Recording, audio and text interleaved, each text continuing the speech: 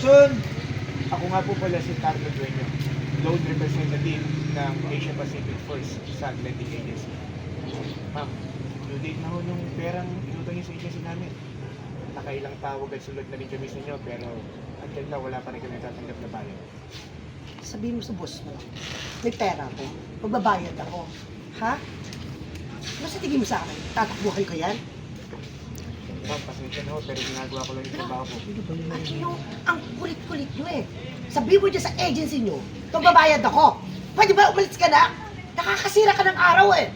Ma'am, mapipilitan ho kaming pilitin yung tanggihan nyo bilang collateral kapag hindi pa rin kayo nakapagbayad. Di ba sinabi ko yun sa'yo?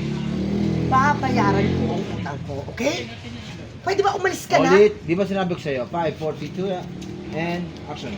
Di ba sinabi ko sa'yo, babayaran ko utang ko? Ang kulit mo eh. Umalis ka na nga! Layas! Sige po. Puset! Kakasira ka ng araw. Barbara, ano yun? Ano na nangyari sa pera mo?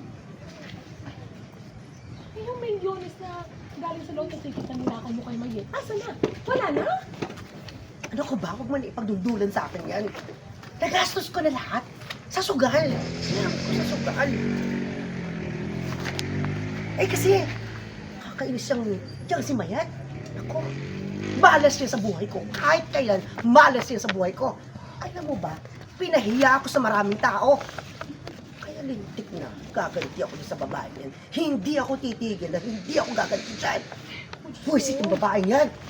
Gusto ko naman, Barbara. Alam mo, nag-aalala ako sa'yo. Puro ka galit, puro ka inggit. Konti na lang talaga ikakasira mo yan. Titigil lang ako kapag nasira ng buhay. Tara, sira araw ko. Ano ito? Sandali lang